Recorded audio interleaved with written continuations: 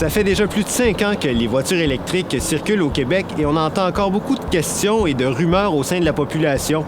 On est donc allé rencontrer des consommateurs pour vérifier leur niveau de connaissance à propos des véhicules électriques. Ma collègue Rebecca Salès, porte-parole de CA Québec, leur a d'abord demandé si une voiture électrique est en mesure de faire le trajet Québec-Montréal.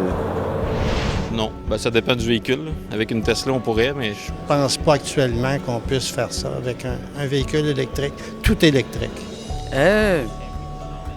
Québec-Montréal, je le sais pas. Je suis désolée. Je pense pas. Moi, je dis que oui, mais rendu à Montréal, il faut que tu arrêtes de fouler.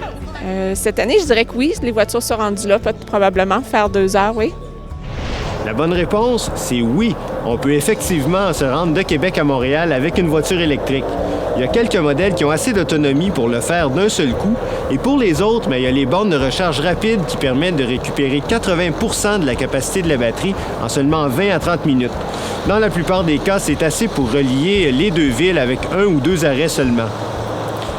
Maintenant, on entend beaucoup de choses au sujet des performances hivernales des voitures électriques et on a cherché à savoir ce que le public en pensait. Ah, il roule aussi bien, sauf qu'il y a moins d'autonomie. Ça doit rouler parfaitement, là. J'imagine. Je pense que oui. Je vois pas pourquoi que ça serait plus difficile que non. L'autonomie est plus courte, probablement, parce qu'il y a beaucoup de résistance avec les chauffages et ainsi de suite, là.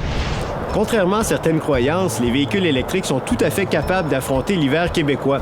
Leur système de chauffage est aussi performant que celui d'un modèle à essence et en plus, la majorité des modèles ont des sièges et même un volant chauffant qui rendent les matins frisquets beaucoup plus supportables tout en consommant moins d'énergie que la chaufferette.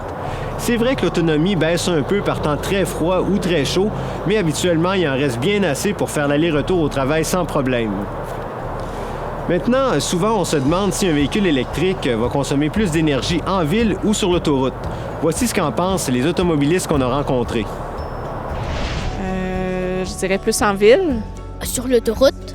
Ah, je pense que ça devrait être sur l'autoroute parce qu'on est porté à aller plus vite. Ah non, je pense que c'est la même chose. Je pense. C'est la bonne réponse? En réalité, c'est en ville que les voitures électriques sont le plus économiques. Non seulement le moteur ne gaspille pas inutilement l'énergie quand on est arrêté, comme le ferait un moteur à essence, mais en plus, le système de freinage récupère l'énergie quand on ralentit.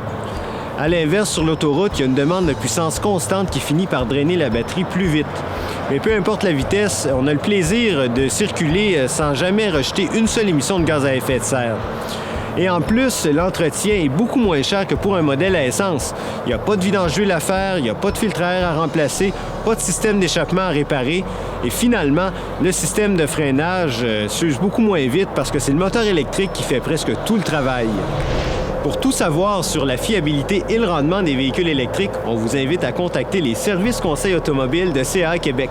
C'est un service gratuit et illimité pour les membres, alors à vous d'en profiter.